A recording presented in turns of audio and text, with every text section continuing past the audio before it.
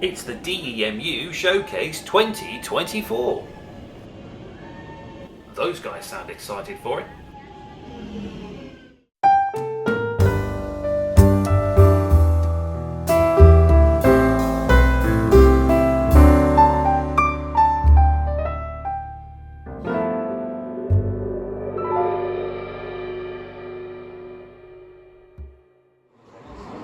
Our first stop is Deadmans Lane, OO Gauge by Mick Bryan.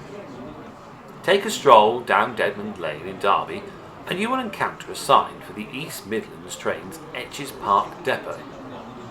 Should you be lucky enough to be admitted, you will see the multiple colour of white, orange, red and blue of East Midlands trains. However, if you turn your attention to the left, gazing across the Derby to Long Eaton Main Line, the dominant colour is the yellow of Network Rail's test fleet, based at the former British Rail Research and Technical Centre site, now mostly occupied by Lorem, who maintain the test vehicles. The layout is a depiction of the Derby site, although very much compressed to fit the available space, portraying the workings of a busy depot and the adjacent main line with the passing trains over the past 3 to 4 years. It gives the owner a broad excuse to pretty much run what they want, when they want, within reason. There may even be guest appearances by former residents of the RTC site itself. Most of the yellow stock is converted from ready-to-run items to represent test coaches such as the electrification measurement vehicle and structure gauging train. Most people build a layout to fit the available rolling stock. However, in the case of Deadmans Lane, it was very much the opposite process, as the yellow collection has grown over the years beyond just the odd test train.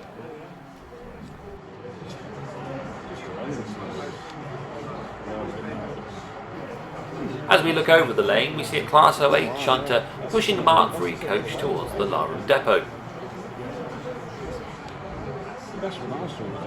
There's all sorts to see in the depot, but 37s most certainly dominate the scene.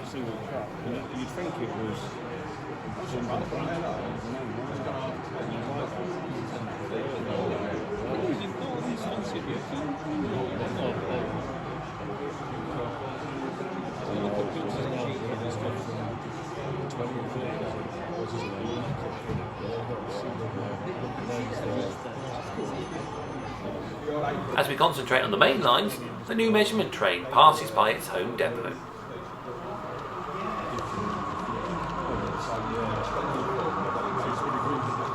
I rather like in the background the Ford Transit with its doors modelled open so you can see the interior. Looks quite clever.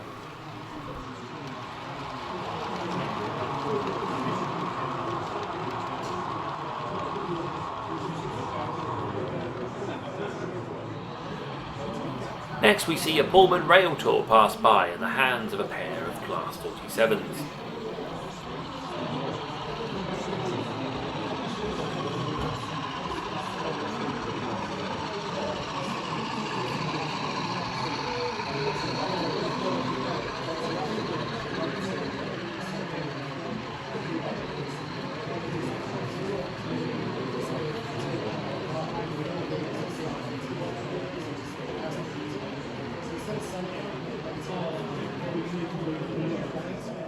And as we look over the depot shed, a triple passes by, consisting of a 66, 70 and Class 90 on a Freightliner working, whilst in the opposite direction passes a Class 60.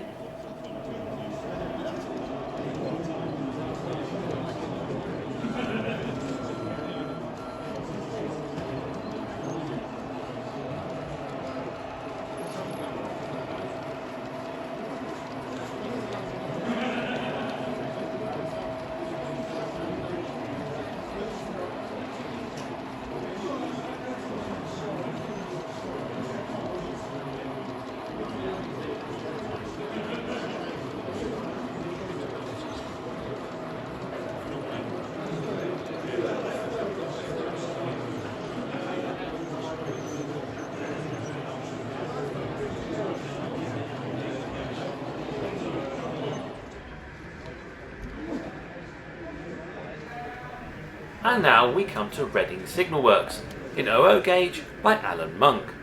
Inspired by a photo found online, the owner's version of the southwest corner of the Reading Signal Works site adapts the two-road urban canyon of the prototype to a free-siding 533 Inglenook shunting puzzle.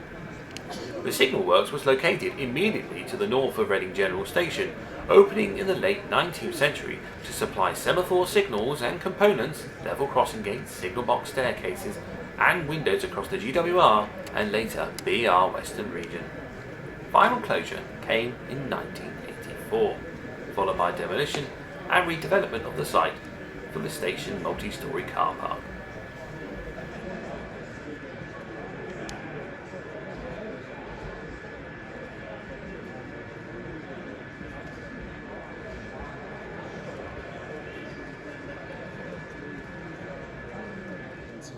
It's not just layouts at the DEMU showcase, there's all sorts of modelling, including this wonderful display of Southern Region EMU units, brought to you by Danny Havlick.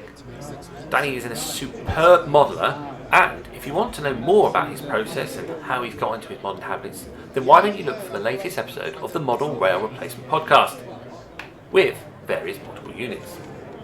And now we move to Gordon's Lane in 00 gauge by Waddon Marsh. Gordon's Lane is a fictional location somewhere on the Wessex Main Line.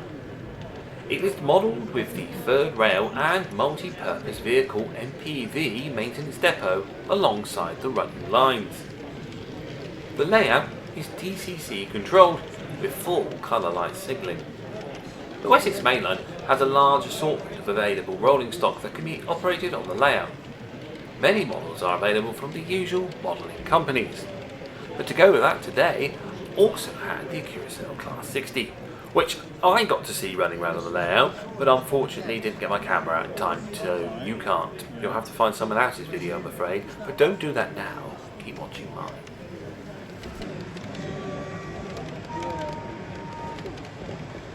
Here we see a pair of Class 158s pass a 450 in the opposite direction. The driver seems very keen on his horn.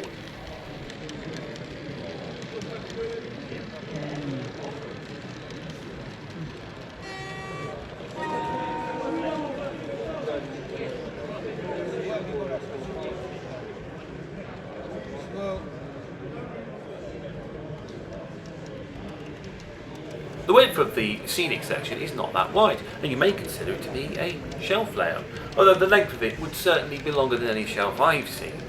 In fact, if we follow this train, we can go from one end of the layout to the other. Although alarmingly, the driver did spam that signal.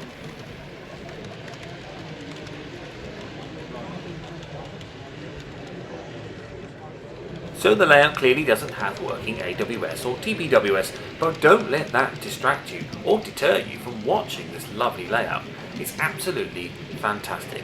Such a simple setup, but so fun to watch the trains just pass by up and down the Wessex main lines. The camcorder you can see just in the corner of the shot is actually owned by the YouTuber BA14 Eagle, who's also a former colleague of mine from my Swindon Panel days. Go check out his channel at some point too. And now here's something completely different for the Wessex Main Line. It's a Class 121 at the head of a 117 unit. Certainly off the beaten track, shall we say.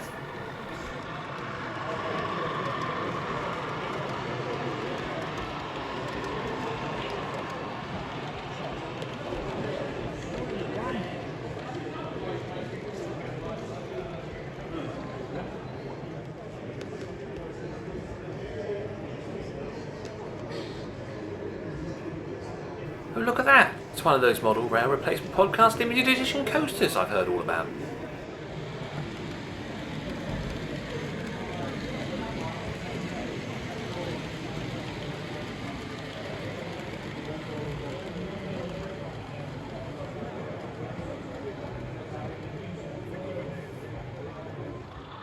Next stop is Alderford in 00 gauge by Carl Bowden.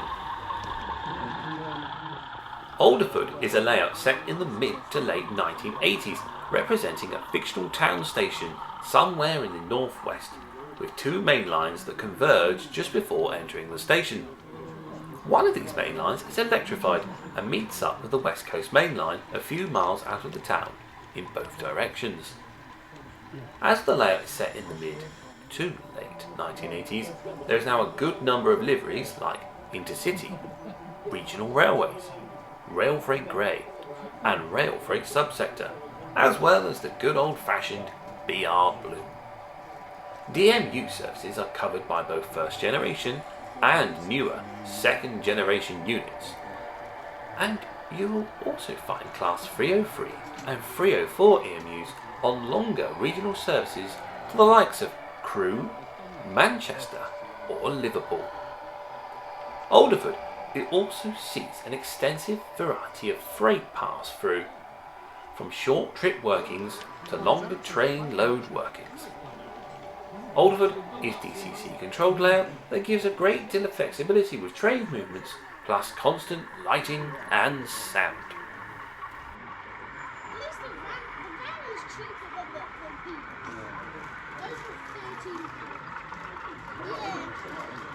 Here we see a Class 31 in Rail Freight Red Stripe livery moving away with an engineering's train of ballast.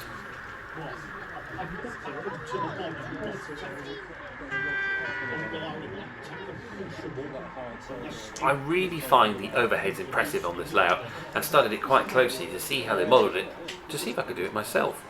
I may just give it a go.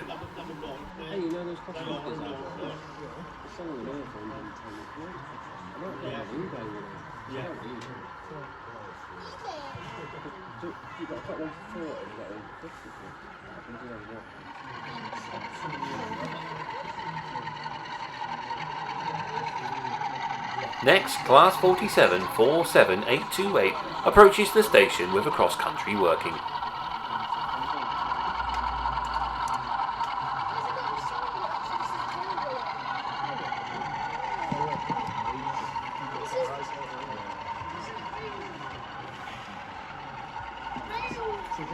It says rail. I don't know why, but it says that. So John, what is your favourite one? The train is saying across 89 from I'm still waiting for my... the detail. As it arrives, a Class 37 at the head of a cement train leaves in the other direction. There's people in the carriage. There's people in the carriage.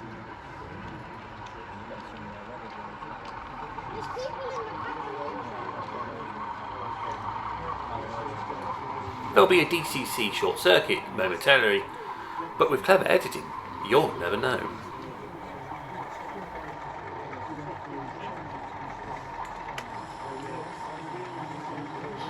The 37 takes its tanks away as a Class 31 moves around the depot.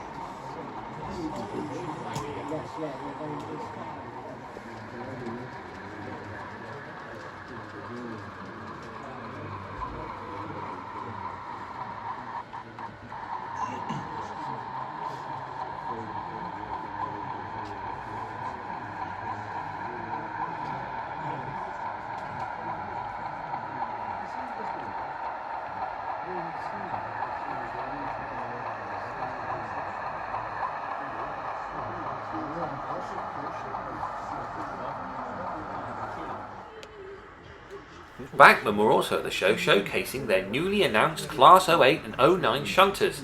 These have the DCC automatic uncoupling, as can be seen demonstrated here.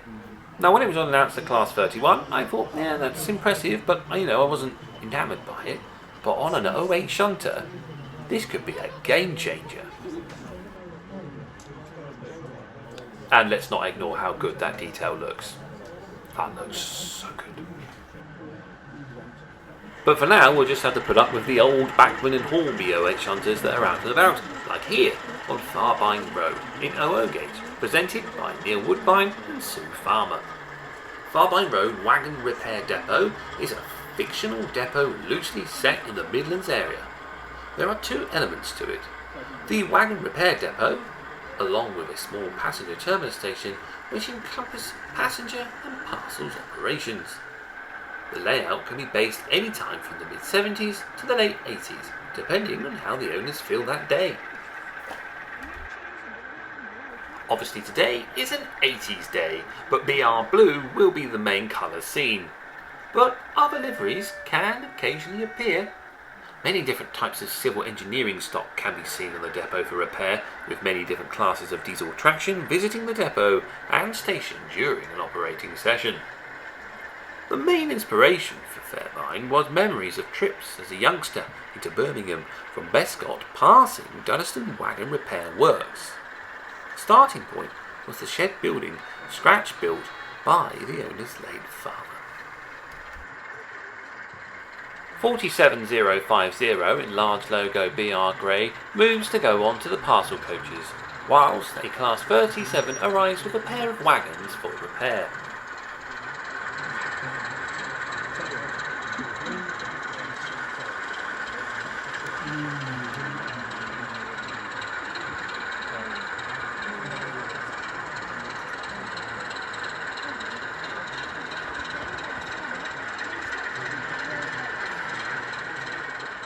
The layout may only be small, but there is certainly a lot of operational interest going on, and it's definitely something you can stand and watch for some time.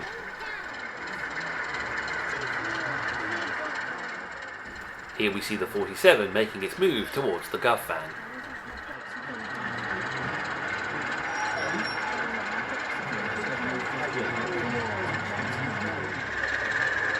The 37 crawls into the back siding, whilst at the front the 47 prepares to depart with its parcels train.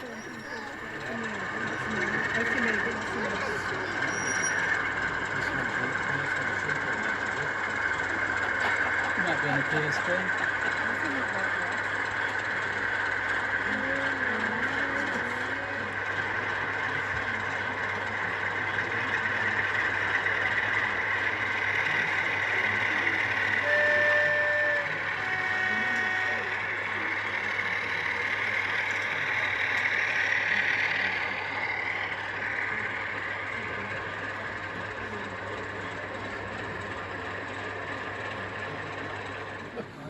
Now here is a layout that looks so good it doesn't even need any trains moving on it to be appreciated.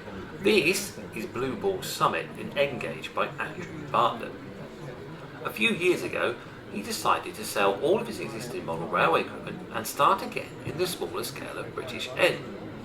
This was mainly in order to make better use of the space that was available at home. He wanted to run long trains and also to be able to watch trains passing each other. By changing into a smaller scale, it was able to fit a reasonably spacious looking mainline railway into the same space that was previously occupied by a fairly small and somewhat restricted branch line layout. The layout is intended to represent a section of mainline railway as it passes through the Devon countryside during the 1970s and early 1980s. Although the owner admits this is probably seen through rose-tinted spectacles. He's placed a strong emphasis on trying to create a scene which is very three-dimensional in appearance, with land both above and below the level of the railway.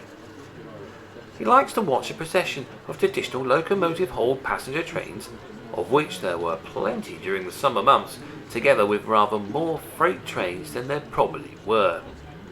The precise location is entirely fictitious, although nearly all of the buildings and structures are based on real ones and have been constructed from plastic sheet.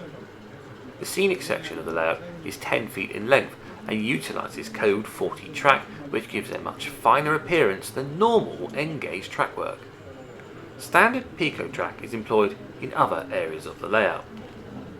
This layout was featured in the Model Railway Journal No. 274 and also in the March 2020 edition of BRM.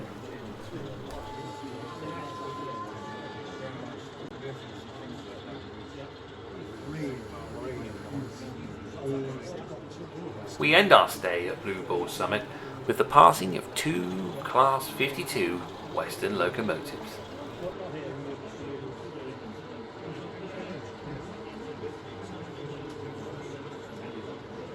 And whilst we do that, we can appreciate the stunning buildings below the viaduct and what is an incredible piece of modelling. Cue the royalty-free piano.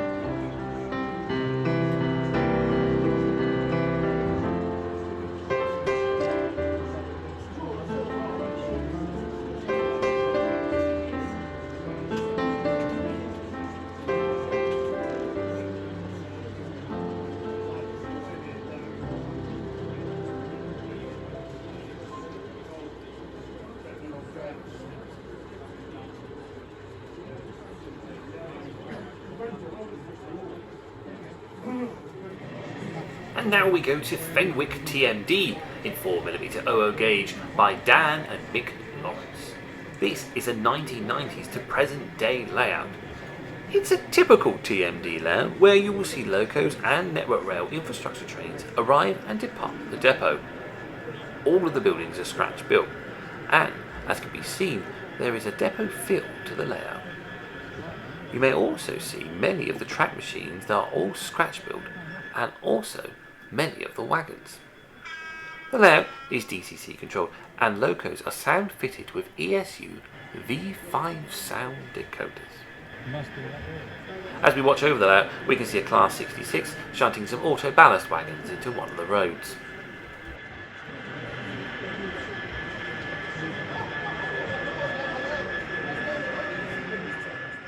There's a lot to take in here, and I don't think the camera really picks up all the little details that the owners have put onto the layout. There is so much to spot and look at. Many road vehicles are there, including road railers, and the on-track machines that they've modelled are absolutely incredible.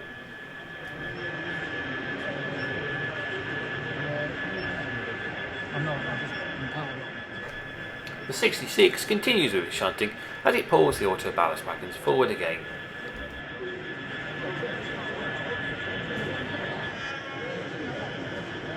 Clearly the shunter wasn't happy with the final position of the wagons as they are drawn forward and pushed back to the exact same position they were originally in.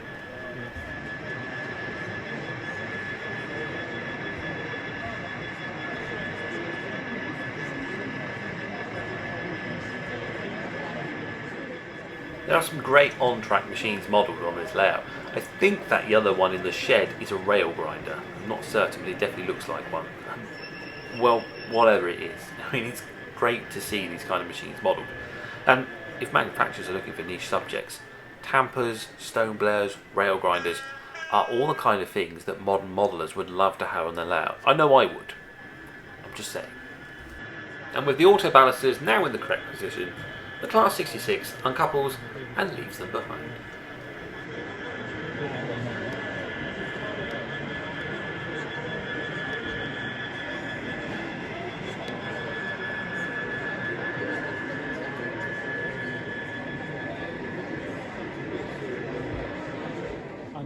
Now, what would a model railway exhibition be today without some O-gauge?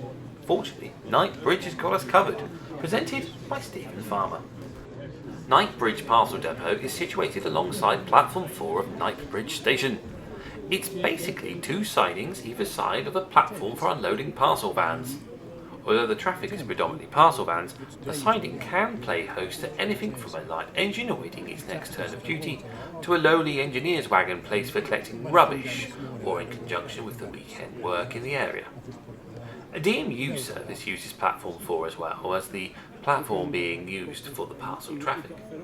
There's usually a shunter knocking around bringing in vans for loading and unloading.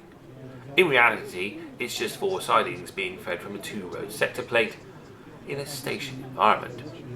It wasn't built with exhibitions in mind, just something to shunt around at home as the layout lives in a modelling room and is set up there all the time. Most of the structures are scratch built from plasticard, with the track being Markway Flexi track.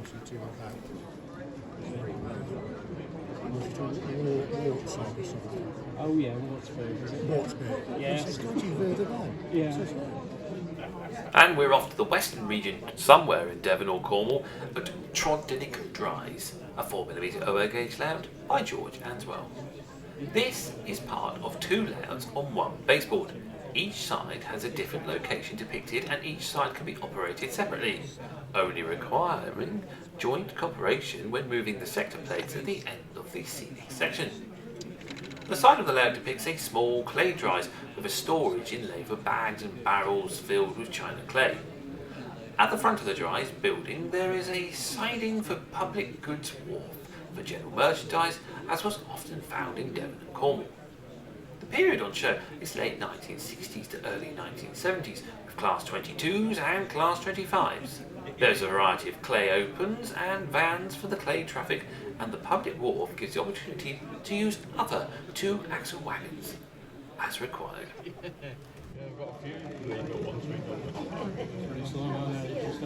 probably not been cleaned for 15 years old run. It's probably not wrong. Next is a layout which most people will probably assume is Peak Forest. And you'd be right, but it's known as Wormhill. It's a 2mm N-gauge layout presented by Peter Latham. Wormhill is a continuous run N-gauge layout which is a really condensed version of Peak Forest near Buxton. All visible track is Pico Code 55, whilst Pico Code 80 set track is used for hidden sections and points. Control is by analog handheld controllers, and seep point motors are operated by stud and probe method via a CDU, that's a capacitor discharge unit. As benefits the prototype, most of the traffic is the conveyance of stone products. The layout is set in 1997 with the appropriate stock. Here we see a pair of Class 37s, one in E, W and S livery, 37114, and the other in load haul livery, moving some snow ploughs in preparation for winter.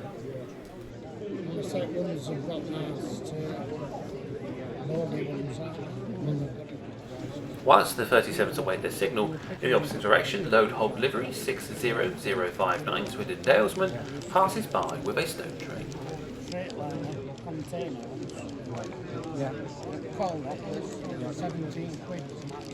The layout really does capture the look and feel of Peak Forest. It's absolutely superb to look at, and I've only ever seen it in photos, but I can instantly tell where it's meant to be. The 37s get their signal and move the snow ploughs away. Again, I was reading the railway model from 1998 and comparing the prices with now. We move to Horncastle in OO gauge, presented by Simon Stewart. Horncastle was a branch terminus on the edge of the Lincolnshire Wolds. Whilst the line was very successful, until British Railways took over, the branch closed to passengers in 1954 and freight in 1970, when the Lincolnshire Loop line closed. As the owner's intent is the BR Blue period, they've decided to build it as if the Loop line was still in use, which in turn kept the Horncastle branch open. As the layout was designed to fit in a bedroom at the old house that the owner lived in, the layout is limited to 12 foot by 2, with some modifications to the prototype track plan. He's envisioned that a grain silo and UK fertiliser depot were opened on the site in the late 60s, and he's used these buildings to hide the filler yard. The original goods shed was taken over by a tyre distribution company after the line closed, and so they have modelled this as if it was still the case. There's not much of a train service going on, and as we look over the layout, we see an 08 shunter doing its duties of working and marshalling the yard.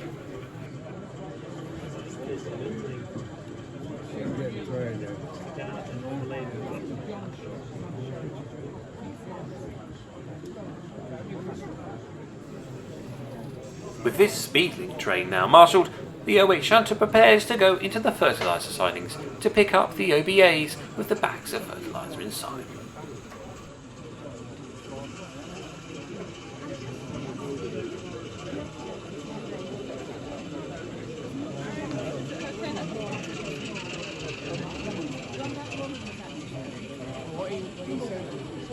Simon suggested we go fetch the fertiliser bags from there, down here, so in the 08 line. So there's two in that load, there's one in that load behind the... 08 shunters only have a top speed of 15 miles per hour, so whilst we wait for the shunter to arrive in the sidings, we can have a good look around the depot, including all the detail inside the shed there, the bags in the OBA wagons, and the impressive silo over one of the sidings.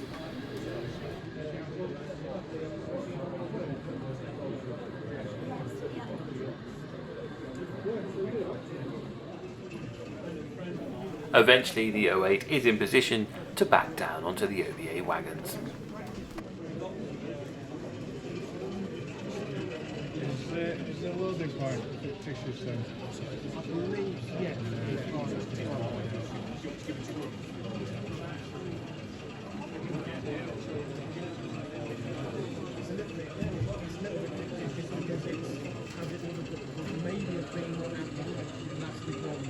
Yes, yeah, I understand. And it is actually like the early 80s.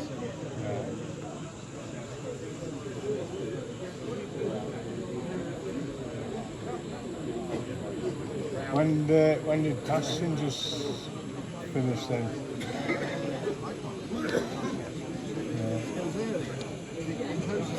Because the line from Boston to Lincoln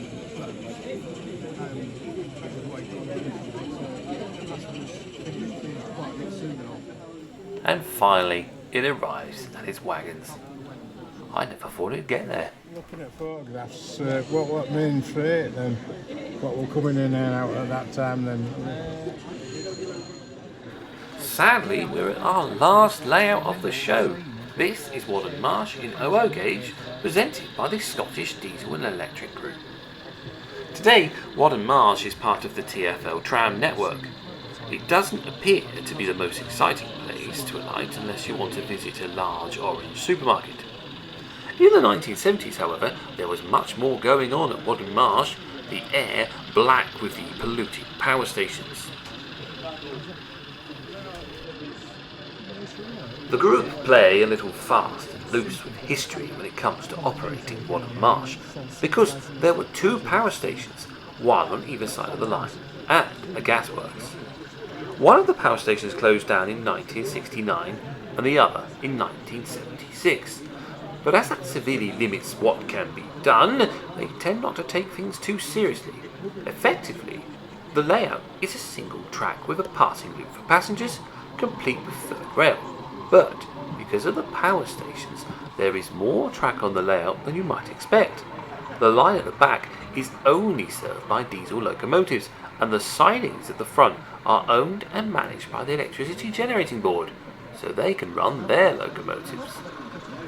The group have tried to keep things as realistic as possible. The platform is a perfect size, the Z-shaped footbridge providing access and the road leading away from it as it was are as the houses and the centre road bridge. On the right hand scenic break, the gas pipe bridge was there, but they had to move it a bit closer to the station, and it's the same story with the bridge at the very left hand edge of the scenic section. That is near Wimbledon in real life, they just brought it much closer. to Waddon Marsh.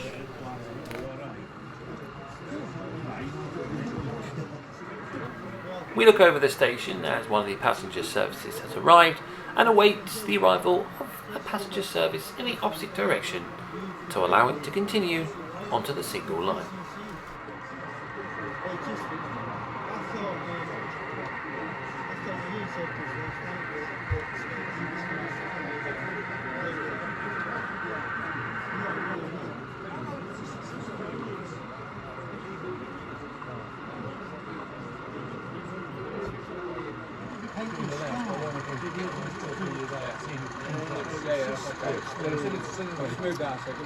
I hope you've enjoyed this video, and if you have, please click the like button. It helps others find it so they can enjoy it too.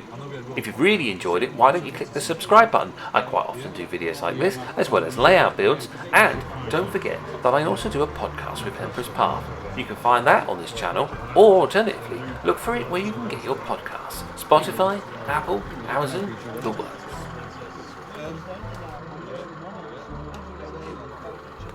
All I can say for now is, thanks for watching, and hopefully I'll see you again sometime soon.